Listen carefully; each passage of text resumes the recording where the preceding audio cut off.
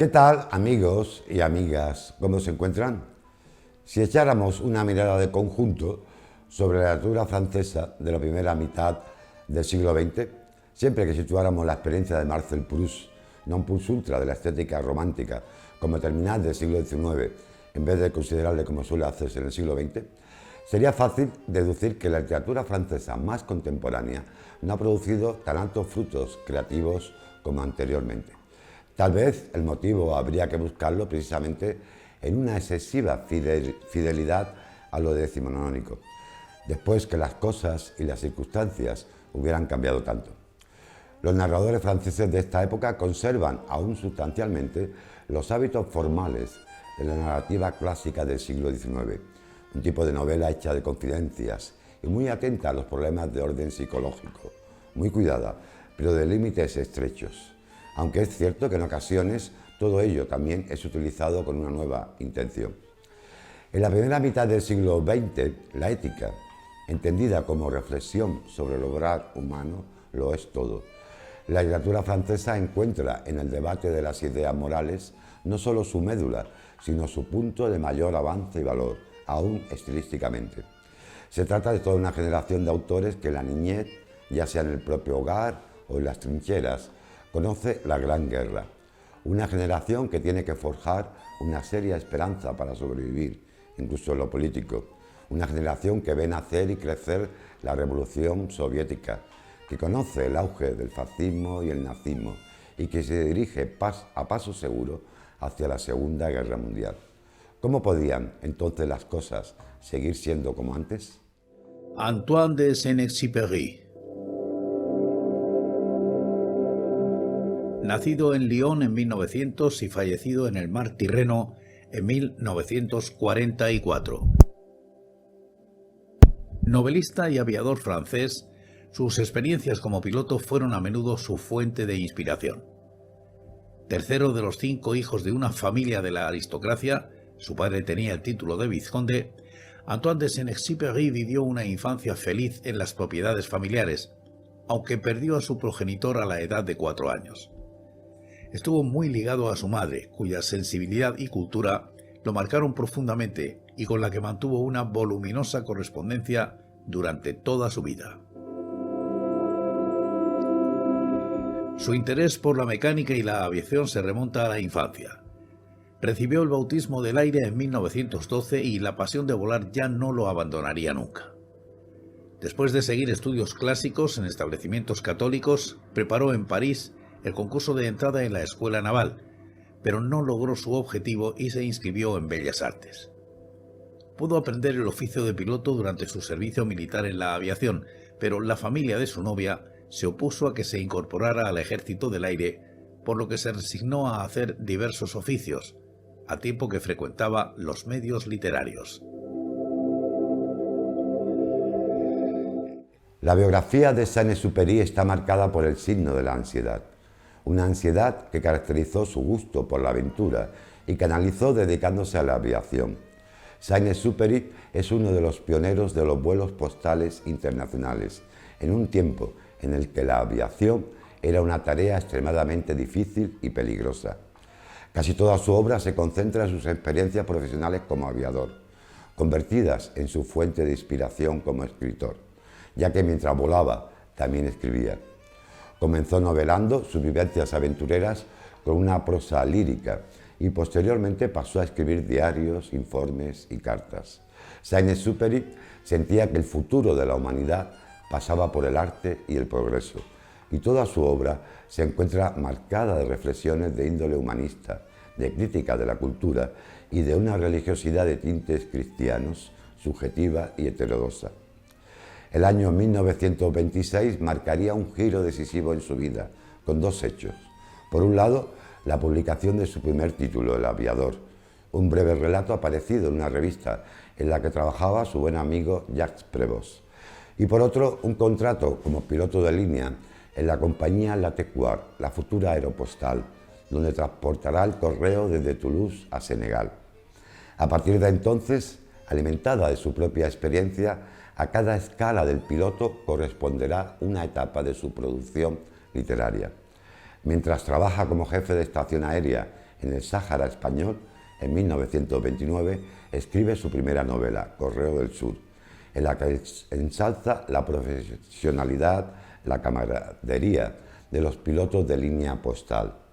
Basándose en esta obra, que tiene como telón de fondo los viajes entre el país francés y el continente africano, el cineasta Robert Bresson intervendrá en 1936 en el guión de una película de idéntico título, Correo del Sur.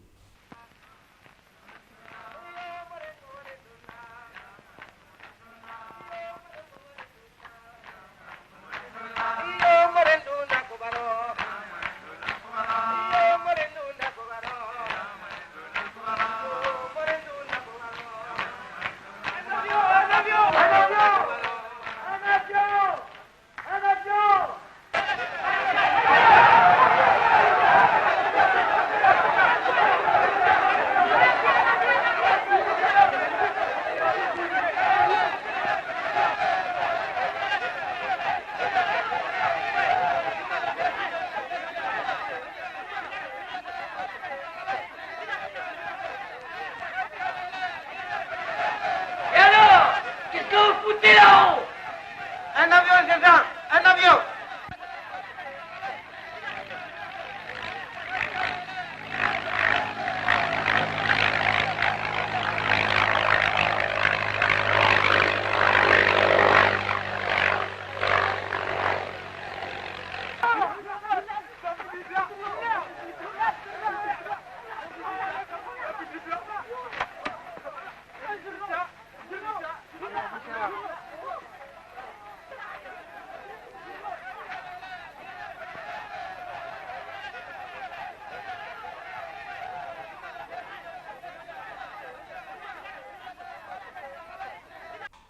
La escala siguiente de Saint-Exupéry será Buenos Aires, ciudad a la que se traslada al ser nombrado director de la Aeroposta Argentina, una filial de la Aeropostal, con la misión de organizar la red de América Latina. Esta ciudad será el marco de su segunda novela, Vuelo Nocturno, publicada en 1931 y presentada por André Gide, quien escribió también su prefacio. Vuelo Nocturno obtendrá un enorme éxito comercial y crítico, sacando del anonimato el talento de Exupéry como escritor y logrando el premio Femina. En Buenos Aires conocerá también a la escritora y pintora Consuelo Según, una viuda millonaria de nacionalidad salvadoreña con la que se casará en abril de ese año 1931. El matrimonio resultaría tormentoso a causa de las numerosas ausencias del piloto, su vida algo bohemia y las numerosas infidelidades de Antoine. En ese mismo año de 1931, la bancarrota de la Aeropostal pondrá término a la era de los pioneros de la aviación.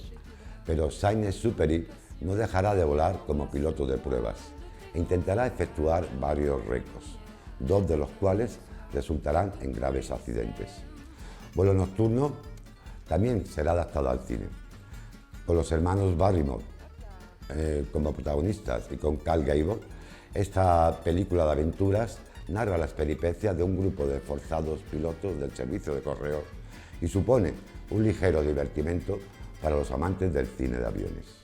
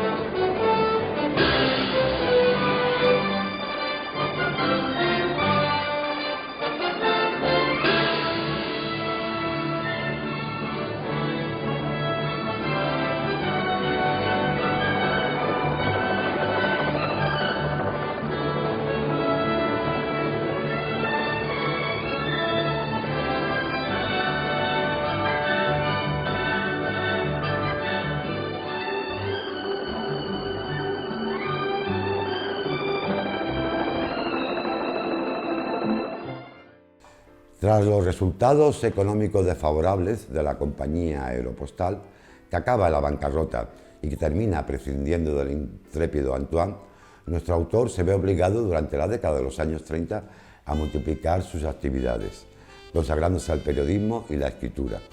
Escribe reportajes y artículos sobre Vietnam, Moscú y España en los años previos a la Guerra Civil para diversas revistas. También cuadernos de invención y las adaptaciones cinematográficas de Correo del Sur y de Vuelo Nocturno que hemos visto previamente. A la vez, dos graves accidentes aéreos en un intervalo apenas de 3 años jalonarán la biografía de Saint-Exupéry, uno en el desierto egipcio y otro en Guatemala. En el primero, después de un viaje de 19 horas y 38 minutos, pretendiendo batir el récord de vuelo de París a Saigón a cambio de un premio de 150.000 francos, Saint-Exupéry y su navegador se ven obligados a realizar un aterrizaje forzoso en la parte del desierto de Sáhara en Libia. Ambos sobreviven al aterrizaje, pero sufren los estragos de la rápida deshidratación. No tienen ni idea de su ubicación y, según las memorias de Saint-Exupéry, lo único que tienen para alimentarse son algunas uvas, 2 naranjas y una pequeña ración de vino. Experimentan diversas alucinaciones visuales y auditivas. Al tercer día se encuentran tan deshidratados que dejan de transpirar. Y finalmente, al cuarto día, un beduino en camello los descubre, salvándoles así la vida. 3 años más tarde, en 1938, cuando pretende viajar desde Nueva York a Tierra de Fuego, un nuevo accidente en Guatemala dejará postrado en cama a Saint-Exupéry durante un tiempo considerable. Durante su convalecencia, que pasó en Nueva York, y otra vez por consejo de André Gide, escribe un nuevo libro, nutrido en su mayor parte de artículos ya publicados y basado, como casi todos los demás, en su larga actividad como piloto. Se trata de Tierra de Hombres, novela publicada en 1939, que recoge sus mejores reflexiones sobre el humanismo y que obtiene el Gran Premio de la Academia Francesa y el National Book Award estadounidense. Con anterioridad y sobre la base de imágenes de archivo y diversas escenas realizadas por actores, la famosa productora británica de los hermanos Alexander y Zoltan Kodak realiza La Conquista del Aire, una película por la que desfilan personajes como Leonardo da Vinci, Otto Lilienthal, Bob Zeppelin, el filósofo Roger Bacon o los hermanos Wright. Estrenada en una primera versión en 1940 y en otra posterior más completa, en este docudrama que rastrea los intentos del hombre por volar desde la antigüedad hasta la década de los 30, se encuentran escritos recogidos de Saint-Exupéry. The flight of the bird, so effortless and graceful, has led man since the dawn of time to turn his gaze with longing to the skies. But his dream of soaring above the clouds was not to be realized without weary centuries of experiment and failure. The first chapter of the conquest of the air is written in legend. From ancient Greece comes the story of Icarus, who attached wings to his body with wax. In defiance of his father's warning, he flew too near the sun. The wax melted and he fell to his death.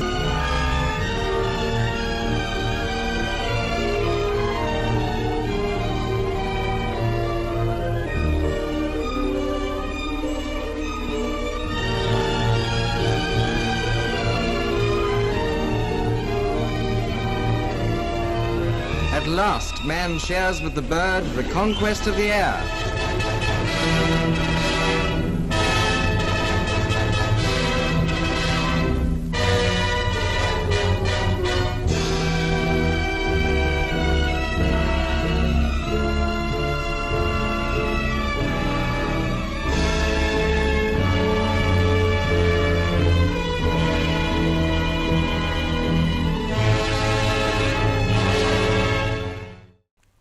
Durante la Segunda Guerra Mundial, Saint-Exupéry forma parte de la resistencia francesa como miembro de una escuadrilla de reconocimiento aéreo, participando en algunas misiones peligrosas.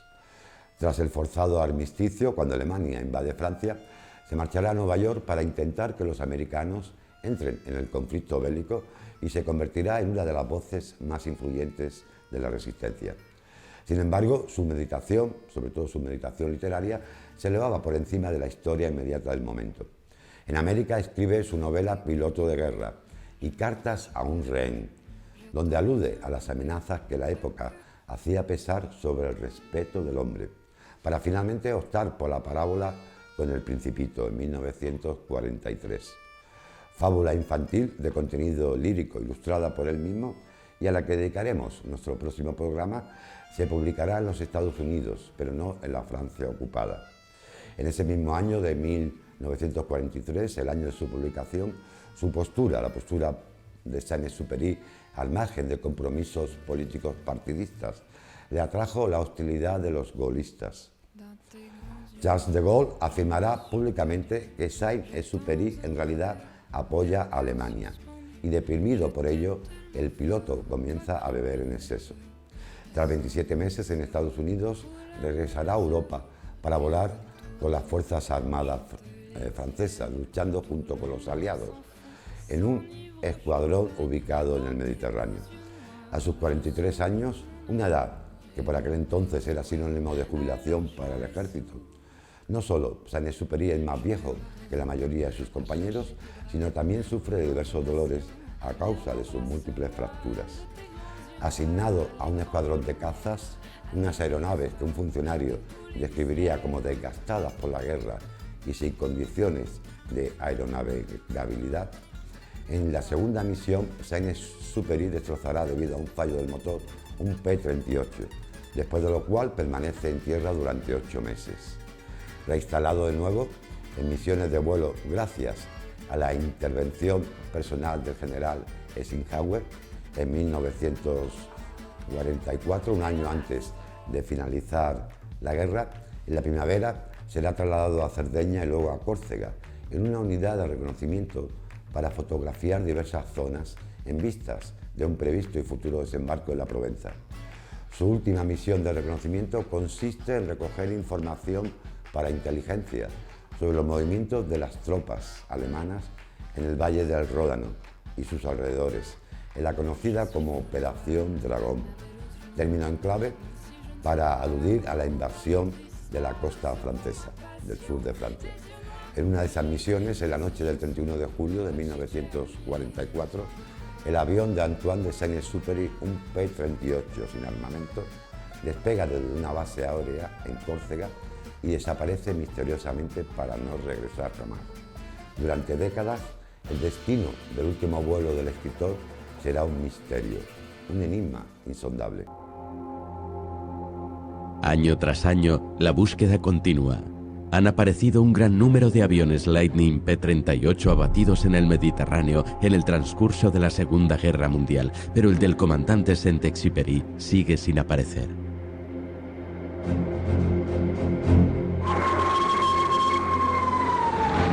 ¿Qué pasó el 31 de julio de 1944? Para comprenderlo hace falta sin duda remontarse al comienzo de la guerra.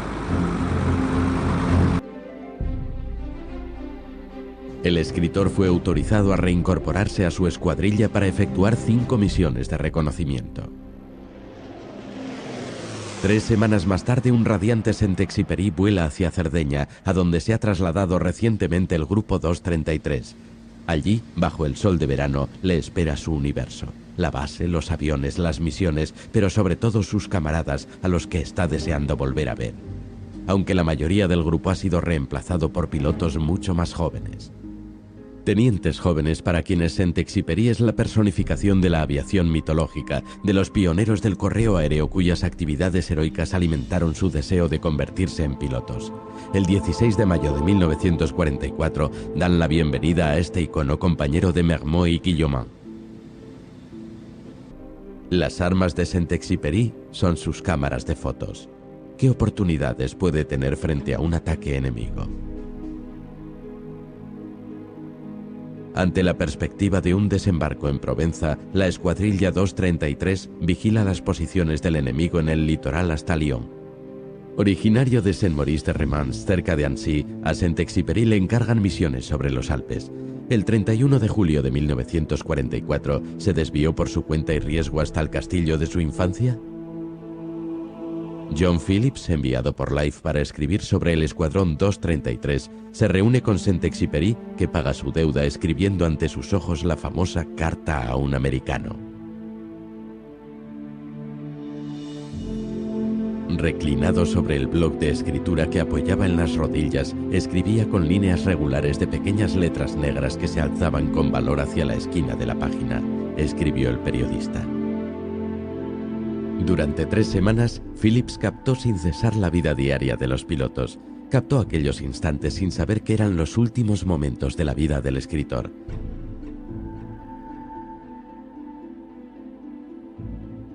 La rutina de las misiones resulta muy dura para Saint-Exupéry. Ya no encuentro placer en este juego, escribe. El avión es solo un instrumento para ir de un lugar a otro y en este caso en particular, una máquina de guerra. La muerte me da igual, escribió a su madre.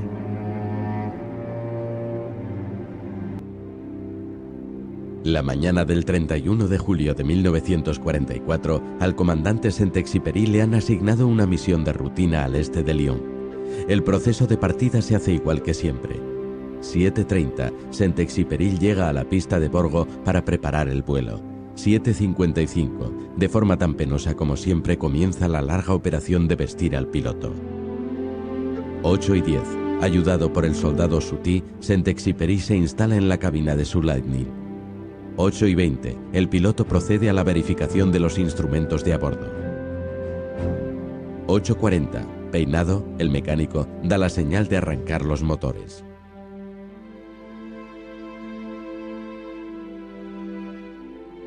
8:45, Saint-Exupéry despega de la base de Borgo.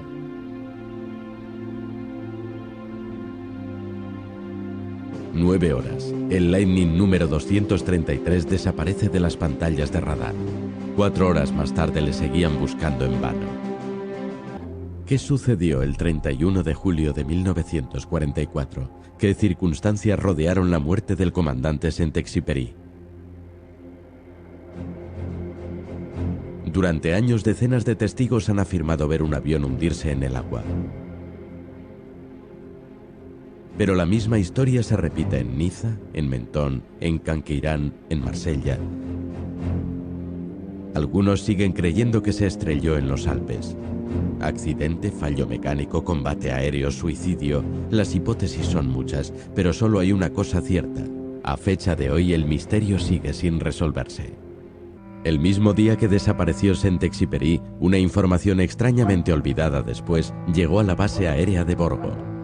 El teniente Jacquemot esperaba desconsolado como los demás el regreso de Saint-Exupéry cuando un coche apareció de pronto en la base. Recuerdo que estaba esperando con Portier y Grandpré, escribió en su diario. Habíamos avisado a los americanos. De pronto a las 3 de la tarde entró un Jeep Robinson a toda velocidad con un piloto cuya cara reflejaba una gran emoción. La noticia fue breve. No esperéis más, no esperéis más. Saint-Exupéry ha sido abatido. Los servicios de escucha americanos me lo acaban de comunicar de manera formal. Han interceptado el mensaje de 2 cazas anunciando su victoria a la base. Bifuselaje abatido en el mar. Y él era el único que había en el aire ese día. Abatido en el mar. ¿Pero dónde?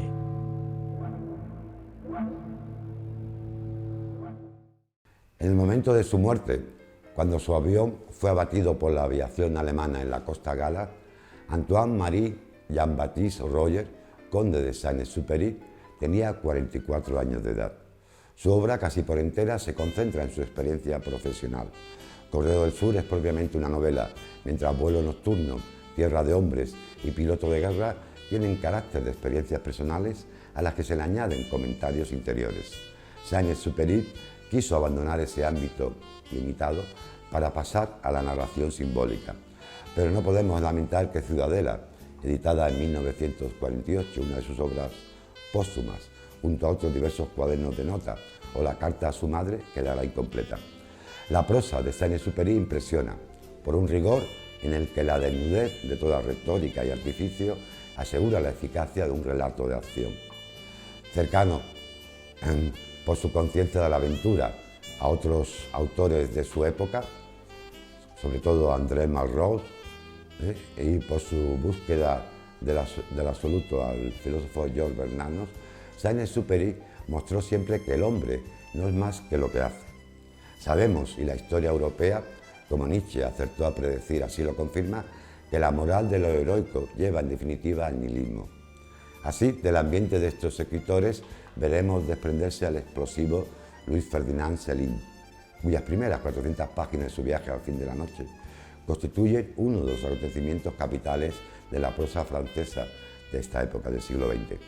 En un plano ideológico podemos anotar que el sentido de la vida como absurdo en Céline se adelanta a Sartre, quien liderará este debate de las ideas morales que caracterizó la literatura francesa de la primera mitad del siglo XX, como apuntábamos al principio del programa.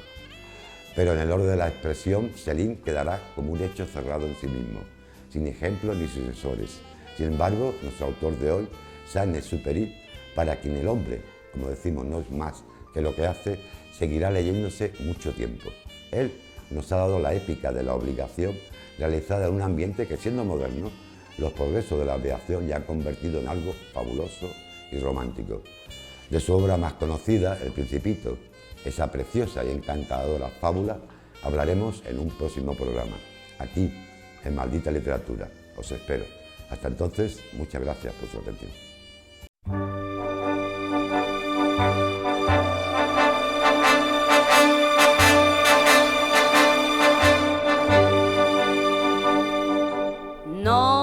Non, rien de rien.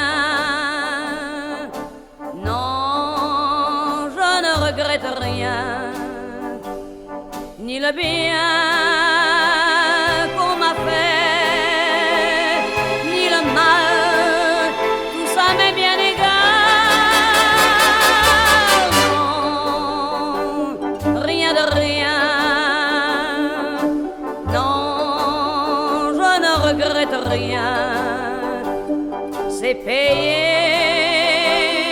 balayé, oublié. Je me fous du passé. Avec mes souvenirs, j'ai allumé le feu.